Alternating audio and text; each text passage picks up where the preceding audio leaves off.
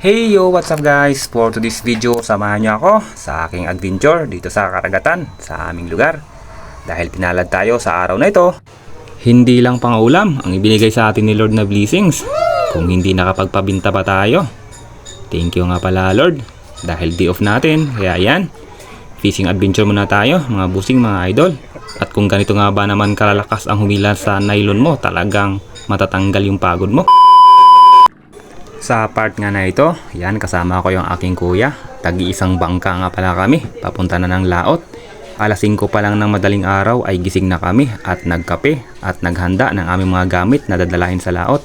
Yung ating tirada nga pala ngayon ay manguhuli tayo ng isdang panit, ang tawag dito sa amin. Yan, ilang minuto nga lang ng ating pagsasagwan ay dumating na tayo sa spot.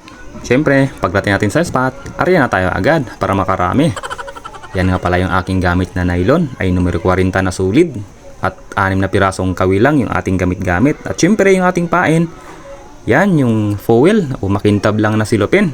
Yan yung aming panghuli ng isda o panit ang tawag dito sa amin, mga busing, mga idol. At habang ako'y nag-aarya nga ng aking kawil, palingon-lingon ako sa aking kapaligiran dahil akala ko ilang bangka pa lang kami, yung pala sobrang dami na namin, marami pa ata kami sa huli naming panit. Matapos ko nga maihulog lahat yung aking kawil, ayan, tinira agad ng isda at napalaban tayo agad sa hilaan. Yan yung unang kumain sa atin at siyempre unang huli din natin na isda sa araw na ito. Malakas siya at medyo may kalakihan na mga busing, mga idol. Kaya inangat ko na yung aking paa dyan dahil baka sumabit yung mga kawil sa aking paa at tayo ay madisgrasya pa. Sa paghila nga pala ng isda na ito ay kailangan may teknika at idea kung saan mo ilalagay yung mga kawil dahil 6 na piraso yung ating kawil. At dito nga ay nahirapan ako kung paano ko kuhanin yung isda dahil wala nga tayong dalang ganso. Dahil yung ganso natin nasa kabilang bangka gamit ng kuya ko. Pero yan, ginawa natin ang paraan. Hinuli na lang natin sa buntot at hinawakan dahil hindi naman nakakasugat yung kanyang buntot. Yan, nasampa na natin. At malaki talaga siya, mga busing, mga idol. Thank you Lord. Ayan, yung nagsasabi pala sa atin sa comment section natin, may isa tayong non-followers na nagsasabing ayaw maniwala sa gamit-gamit nating pain. Naniniwala daw siya sa isda pero sa gamit nating pain ay hindi siya naniniwala. So yan, kung nakikita mo, yan yung patunay. At salamat nga pala sa comment mo. Sino nga ba naman din ang maniniwala sa pain na silupin lang na makintab ay makakahuli na ng ganyang tuna?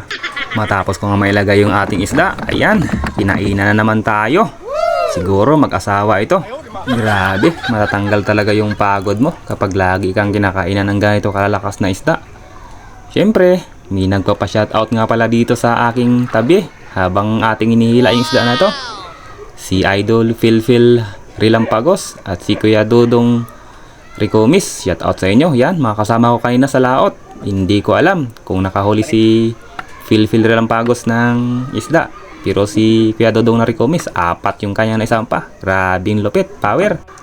At dito nga nagtaka ako dahil ang laki ng buwangan ng isda. Pero sa mata siya sinabitan ng kawil. Yan yung ating pangalawang isda na naisampa sa araw na ito. Thank you ulit Lord sa blessings na ibinigay mo. At yan nga pala lahat yung huli nating isda.